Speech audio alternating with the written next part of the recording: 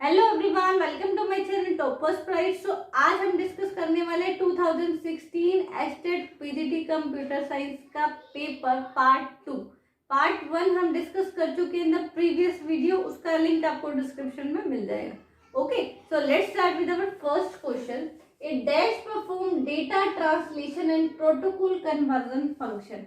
ये काम होता है जी आपके पास गेटवे का। गेटवे आपके पास यूज क्या होता है, जब कोई भी पैकेट को आपने ट्रांसमिट किया और ट्रांसमिट होने के बाद जब उसका डेस्टिनेशन आईडी किसी अदर नेटवर्क में है तो हम गेटवे के पास जाएंगे और गेटवे इसको अगेन ट्रांसमिट करेगा। ओके, अगर आपके पास नीड होगी डेटा ट्रांसलेशन की एंड प्रोटोकॉल कन्वर्जन फंक्शन की तो वो वहां पे यूज होंगे, दैट इज गेटवे। ब्रिज आपके पास क्या काम करेगा, मैक एड्रेस पे काम करता है, स्विच और ब्रिज डेटा लिंक लेयर पे। ओके, राउटर जो है वो पैकेट्स पे काम करता है नेटवर्क लेयर पे। ओके, रिपीटर जो है वो फिजिकल लेयर पे काम करता है।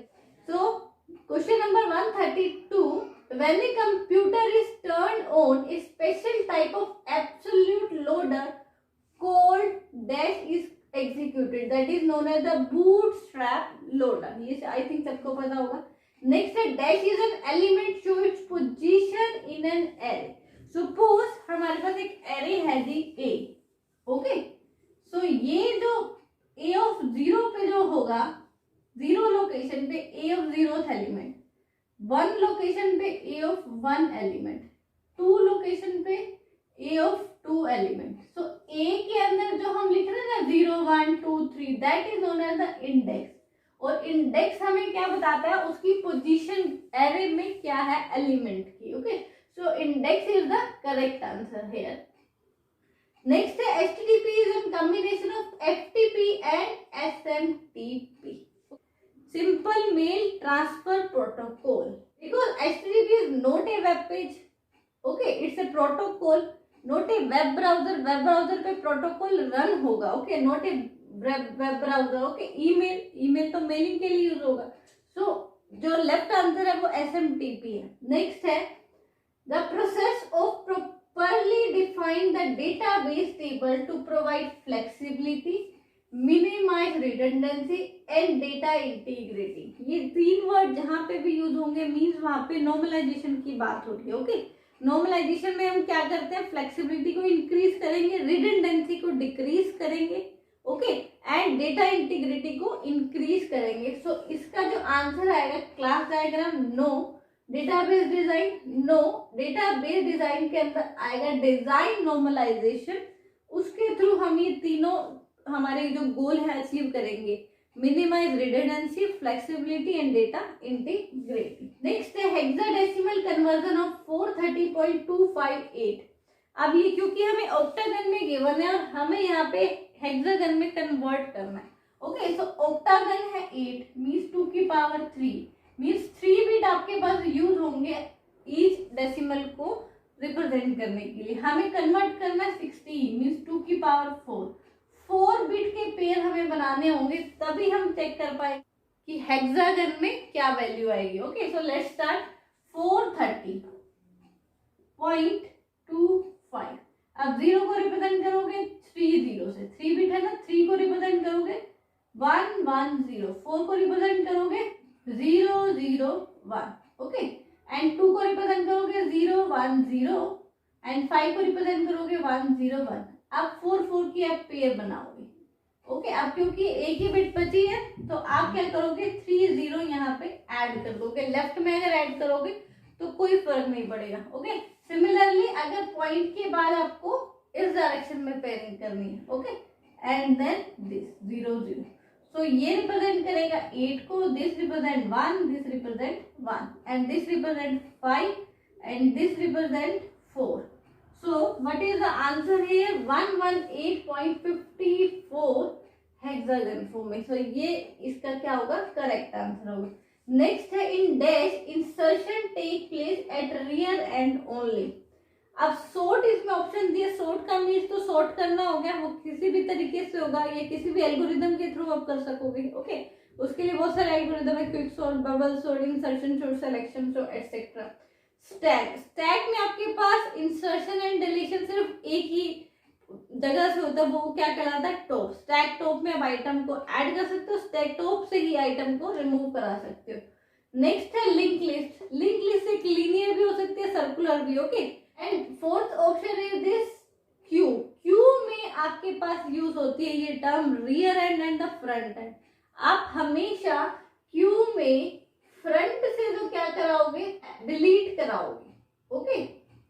एंड जो रियर एंड होगा, लास्ट जो एंड ऑफ द क्यू को रिप्रेजेंट करेगा, वो क्या कहलाएगा, रियर। और वहां आप हमेशा क्या कराओगे, इंसर्ट कराओगे, ओके।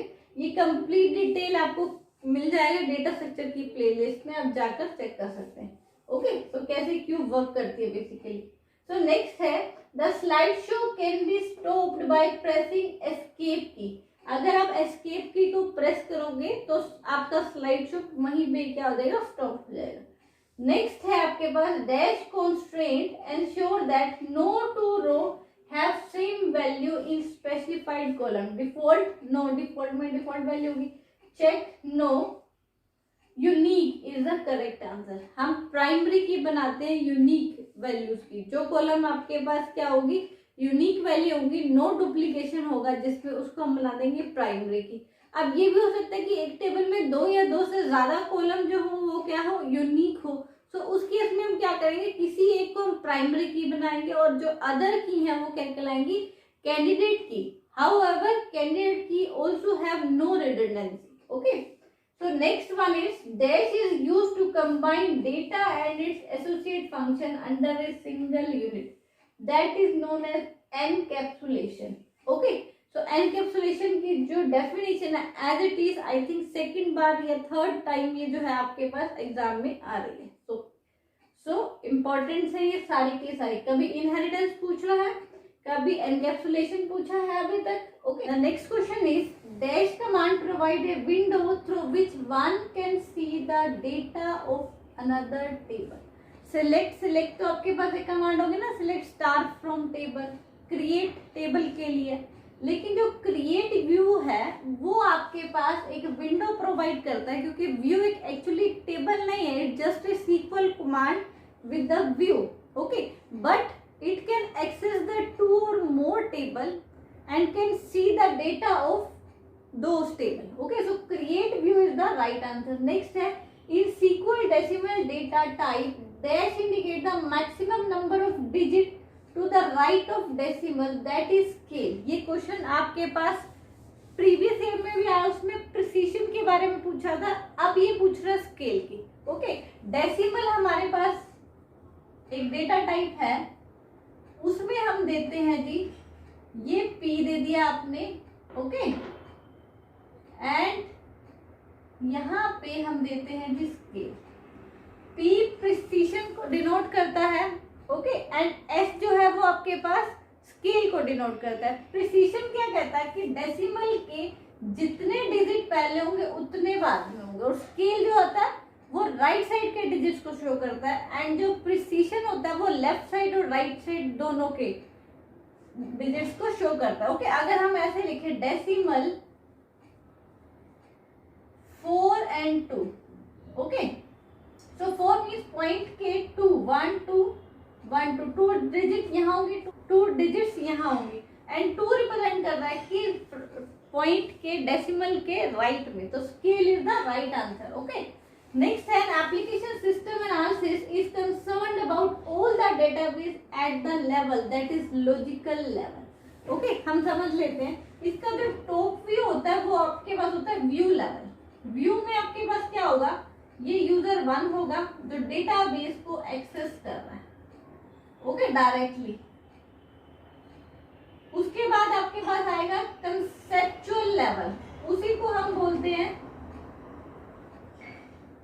Logical level, okay. यहाँ पे क्या होगा, इस लेवल पे जितनी भी क्वेरीज आप परफॉर्म करोगे, क्या रिलेशन है आपके पास स्कीमा एंड डाटा के अंदर, क्या क्या फंक्शनैलिटी है, वो सब कंसेप्चुअल में आप डिफाइन करोगे, ओके। थर्ड लेवल आपके पास आता है जी फिजिकल, ओके, या फिर हम उसको एक्सटर्नल लेवल पे बोलते हैं। यहाँ पे आप स्टोरेज की बात करोगे, how the data is stored in the memory and what the space specific data. Okay, so conceptual में सारा काम हो रहा है, यहाँ पे यूजर है, यहाँ जस्ट स्टोरेज है। सो लॉजिकल पार्ट में क्या हो रहा है, सारा के सारा क्वेरीज परफॉर्म हो रही है, सारी की सारी कमांड्स परफॉर्म हो रही है। ओके, सारा के सारा रिलेशनशिप बिल्डअप हो रहा है। सो हम जो बात कर रहे हैं यहाँ पे एप्लीकेशन सिस्टम एनालिसिस की, तो उसका जो काम होगा वो लॉजिकल लेवल पे, या फिर हम कह सकते हैं कंसेप्चुअल लेवल पे होगा। ओके, नेक्स्ट है dash sorting compare to adjoining value and exchange them if they are not in the proper place। ये किसी ना किसी वे से एक सॉर्टिंग का जो क्वेश्चंस है वो आ रहा है। सॉर्टिंग हम कंप्लीट कर चुके हैं अपने डेटाबेस के लेक्चर्स में, आप जाकर इसको देख सकते हो। ओके, सिलेक्शन में तो हम एक मिनिमम उठाते हैं, मिनिमम से कंपेयर करते हैं। ओके, हीप में हम मैक्सिमम उठाते हैं, उसको रूट बनाएंगे। उसके बबल सॉर्ट में हम एडजेसेंट एलिमेंट के साथ क्या कंपेयर करेंगे एंड देन सॉर्ट करेंगे according to if there is a need to exchange the adjacent value. Next है इंसर्शन। इंसर्शन में हम क्या करते हैं, अपने पूरे एरे को फर्स्ट एलिमेंट हम ले लेते हैं, उसको मानते हैं एक एलिमेंट। ओके, एक एलिमेंट को सॉर्ट, उसके बाद एक एक एलिमेंट उठाते हैं, कंपेयर करते हैं, उसको हम राइट प्लेस पे सॉर्टिंग ऑर्डर में प्लेस करते जाते हैं। ओके, फर्स्ट एलिमेंट के साथ कंपैरिजन होता है।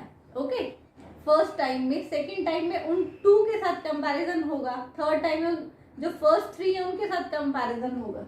Okay, so what is the right answer here, that is bubble sort. Next है that generation of computers so started to use assembly language। second generation of computers started to use assembly language। Next question आप एक बार skip कीजिए, क्योंकि मैं इसको detail में इसके जो फॉर्मूले हैं, row major order, column major order, अभी मैं उसको समझाती हूँ नेक्स्ट स्लाइड में। ओके, सो अभी आप ये देखिए, dash is an example of full duplex keyboard से आप जस्ट इनपुट दोगे, आउटपुट कुछ नहीं आएगी। मॉनिटर आपको जस्ट आउटपुट देगा, इनपुट कुछ भी नहीं देनी। ओके, वॉकी टॉकी जो है हाफ डुप्लेक्स है, 2015 में आया हुआ है।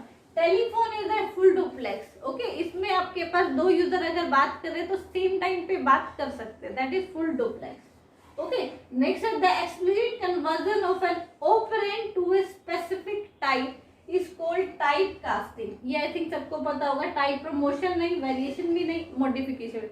Typecasting is the correct term which are used to convert an operand to a specific type। Next है आपके पास which of the following control expression are valid for an if and statement। ये जो last to question है ये आपका previous year 15 या 14 में as it is पूछे गए हैं। ओके, तो वो एक्सप्लेन कर चुकी हूँ मैं। अगर इसमें आप कंडीशन चेक करोगे, अगर दो ही पॉसिबिलिटी होगी कंडीशन की, या तो वो ट्रू होगी या फिर फॉल्स होगी। अगर ट्रू होगी कंट्रोल इफ स्ट्रक्चर में जाएगा, अगर फॉल्स होगी कंट्रोल इफ स्ट्रक्चर में नहीं जाएगा। सो जो भी आपके पास इसमें से इंटीजर की क्या दो ही वैल्यू होते हैं, नहीं, मोर देन आपके पास टू हो सकती है, real, negative, all positive. Okay, none तो नहीं।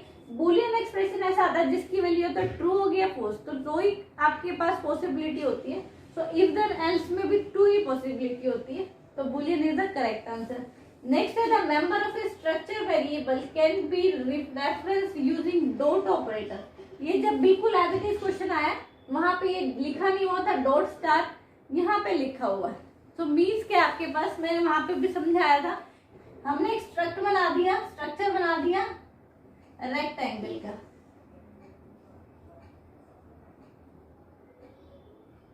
एंड उसमें हमने दे दी इंट लेंथ।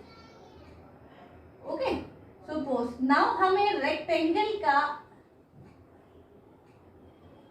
एक ऑब्जेक्ट बना दिया हमने रेक्ट। ओके, अब इस रेक्ट से हम डॉट लगा के एक्सेस करेंगे इस स्ट्रक्चर एलिमेंट को, जो कि क्या है, लेंथ। ओके, अगर आपको इसको प्रिंट कराना है तो इस तरीके से करा सकते। Okay, so this is the dot operator of a structure variable can be referenced using dot operator।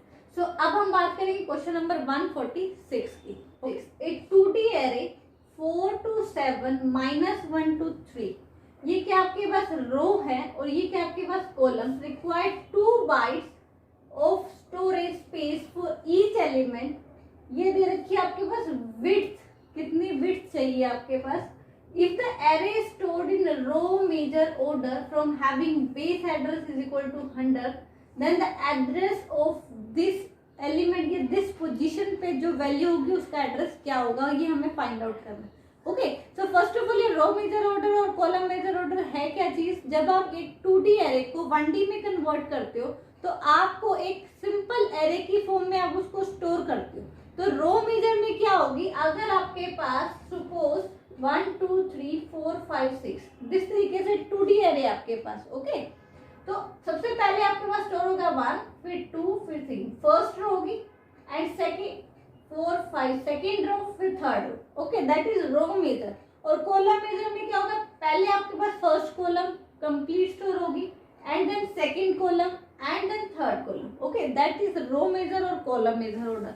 तो अब देखते हैं कि इसका फॉर्मूला क्या है। रो मेजर इंप्लीमेंटेशन में हमें एड्रेस फाइंड करना है आई जे पोजिशन पे। जैसे हमें जो एड्रेस फाइंड करना है यहाँ पे A6 एंड 2 का।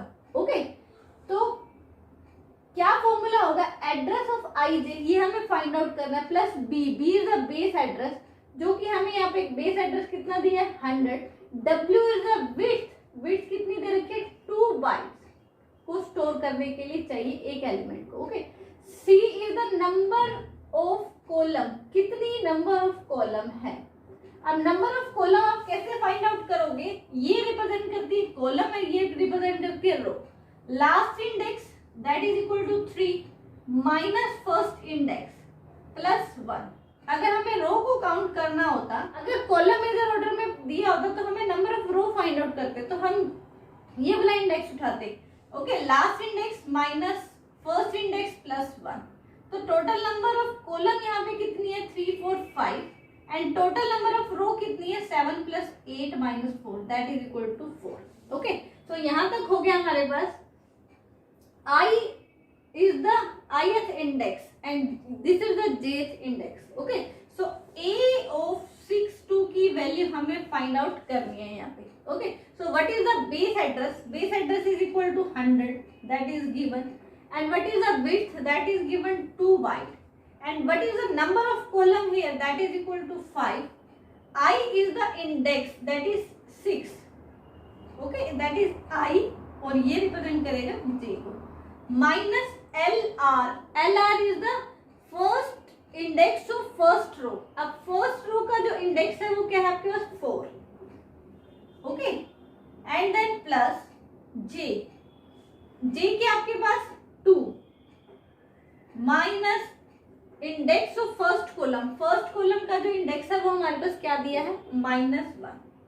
ओके, अब आप इसको सोल्व करो, 100 plus 2 6 minus 4 that is 2 5 2 is 10 plus 3 10 3 13 that is equal to 100 plus 26 that is equal to 126 is the correct answer. Okay, अगर आपके पास हो सकता है नेक्स्ट पेपर में फाइंड आउट करने को मिल जाए हमें कॉलम मेजर ऑर्डर में गिवन हो, तो आपको ये फॉर्मूला तो लर्न होना चाहिए। ओके, इसके बगैर आप ये फाइंड नहीं कर पाओगे। बिल्कुल इजी है, क्या करना है, जो भी एड्रेस निकालना बेस एड्रेस प्लस विड्थ।